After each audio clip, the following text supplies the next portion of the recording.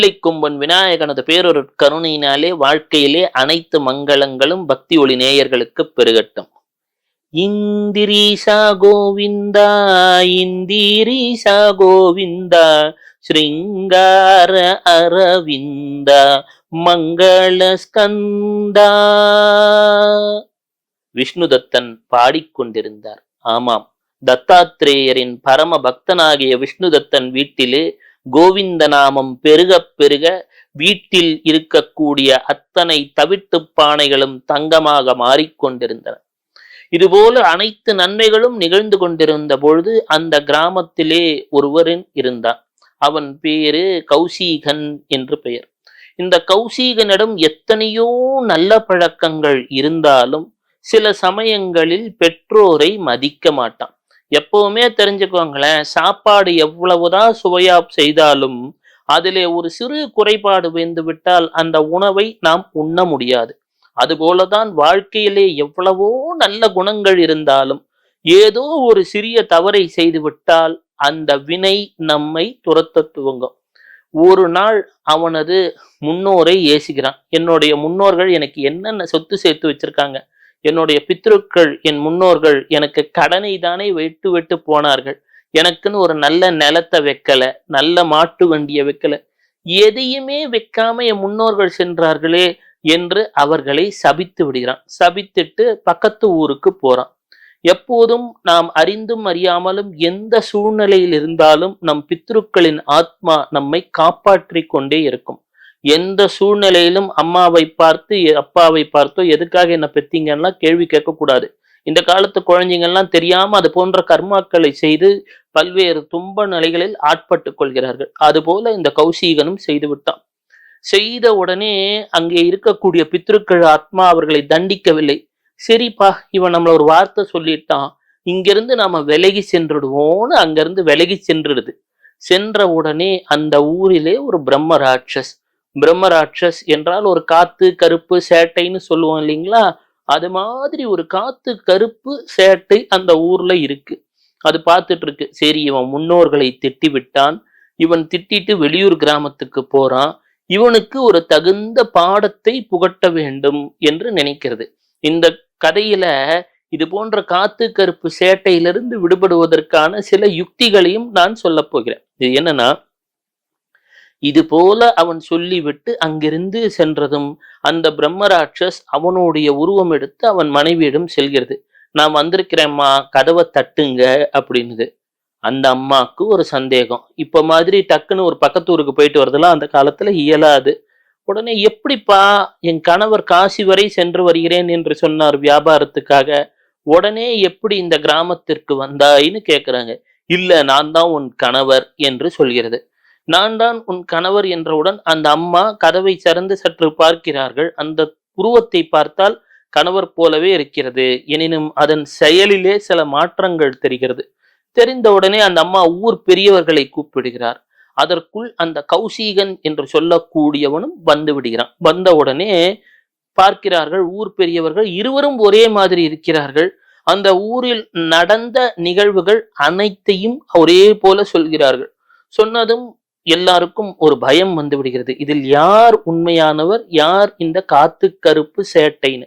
அப்பொழுது நாராயணன் தத்தாத்ரேயனது பக்தனாகிய விஷ்ணுதத்தனை கூப்பிடுறாங்க. ஐயா, நீங்க வந்து சொல்லுங்க, எத்தனையோ அற்புதங்களை செய்கிறீர்கள், தினமும் இந்த கோவிந்த நாமத்தை சொல்லுவதாலே உங்கள் வீட்டில் தவிட்டு பானையெல்லாம் தங்கமாக மாறுகிறது என்றெல்லாம் கேள்விப்பட்டுள்ளேன், வந்து ஒரு தீர்ப்ப சொல்லுங்க அப்படின்னாங்க.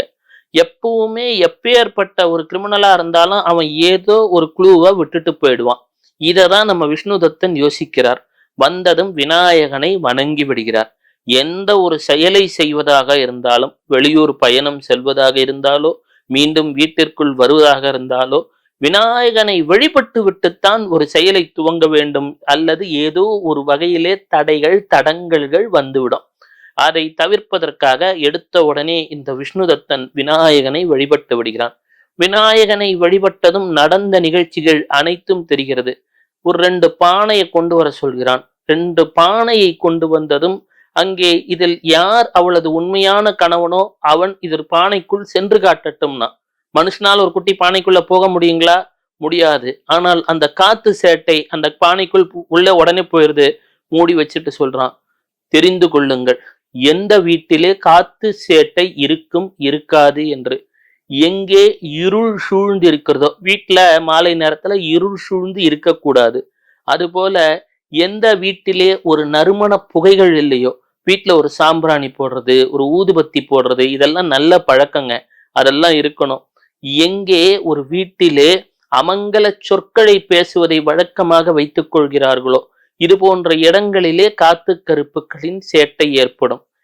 எந்த இடத்திலே கோவிந்த நாமம் தொடர்ச்சியாக ஒலிக்கிறதோ, எங்கே விஷ்ணு சகஸ்ரநாமம் கேட்கிறதோ, எந்த வீட்டிலே மங்கள சொற்களை சொல்கிறார்களோ, எந்த வீட்டில் பெண்களை முதியோர்களை மதிக்கிறார்களோ, அது போன்ற இடங்களிலே காத்து கருப்பு சேட்டைக்கு வேலையே கிடையாது. அங்க யாரும் விரட்டவே தேவையில்லை, அதுவே விலகிடும். அதே போல எந்த வீட்டிலே கணபதியின் ஆராதனை நடைபெறுகிறதோ, கணபதிக்கு தினமும் திருவிளக்கிட்டு கணபதியை கணேசனே, கணபதியே, கஜானனே என்றெல்லாம் பல்வேறு வகையிலே துதித்து அருகம்புல், வன்னி இலை, மந்தார இலை போன்றவற்றை வைத்து அர்ச்சிக்கிறார்களோ, அங்கே தேவர்கள், யக்ஷரர்கள், கந்தர்வர்கள், கிண்ணறர்கள் என்ற செல்வங்களை குவிக்கக்கூடிய நற்சக்திகள் உள்ளே பூந்துவிடும். அதாவது என்னன்னாங்க, பாசிட்டிவ் எனர்ஜின்னு ஒண்ணு இருக்கு, நெகட்டிவ் எனர்ஜின்னு ஒண்ணு இருக்கு. இதே மகாபாரத கதையில பாத்தீங்கன்னா, சண்டை போடுறதுக்குன்னு காந்தாரிக்கு தனியா ஒரு ரூம் கொடுத்து வச்சிருந்தாங்களாம். ஏன்? அந்த போல ஒரு தனி ரூம் இருந்துச்சுன்னா அந்த வைப்ரேஷன் எல்லா இடத்துலயும் பரவாது. இப்ப நம்ம என்ன பண்றோம், வீட்டிலேயே அந்த தொலைக்காட்சியில கணவன் மனைவிக்குள்ள சண்டை போல ஒரு காட்சி, அதை பார்த்து கணவன் மனைவி அவங்களுக்குள்ள பல்வேறு வார்த்தைகள் சொல்லிக்கிறது. உனக்கு தெரியாத, அந்த காலத்தில் இது நடந்தது, இந்த காலத்தில் இது நடந்தது என்றெல்லாம் விமர்சனங்கள்.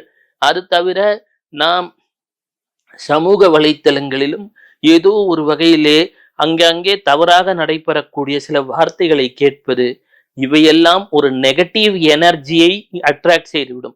நாம் நினைப்பது போல காத்து கருப்புன்னு தனியா வரணும்னு ஒன்றும் கிடையாதுங்க. கலியுகத்துல அவையெல்லாம் செல்போன் வழியாகவே நமக்கு நல்லவையும் வருகிறது, நமக்கு தேவையில்லாத தவறான ஒரு சில சிந்தனைகளை தரக்கூடிய தகவல்களும் வருகிறது. இதையெல்லாம் தவிர்க்க வேண்டும் என்று சொன்னால், நாம் வெளியிலிருந்து துவங்குவதை விட நம் இல்லத்திலிருந்தும் உள்ளத்திலிருந்தும் தூய்மையை பெருக்க வேண்டும், தவறானவற்றை விலக்க வேண்டும். நல்ல நிகழ்ச்சிகளை காணும் உங்களை போன்றோரால் தான் இந்த சமுதாயம் மேம்படுகிறது.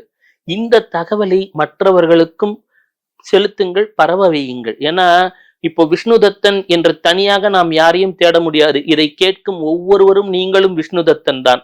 தினமும் இந்தரீசா கோவிந்தா என்ற பாட்டு பாடும் உங்கள் வீட்டில் உள்ள ஒவ்வொரு தவிட்டுப்பானையும் தங்கமாக மாற துவங்கிவிட்டது. உங்களது சேவை இந்த நாட்டிற்கு, இந்த உலகத்திற்கு தேவை. இது போன்ற நல்ல நிகழ்ச்சிகளை காணும் உங்கள் வாழ்க்கையில் கட்டாயம் செல்வம் பெருகப் போகிறது. எனினும் அதுபோல உங்க அண்டை அயலாருக்கும் நன்மைகள் நடக்கணும் இல்லையா?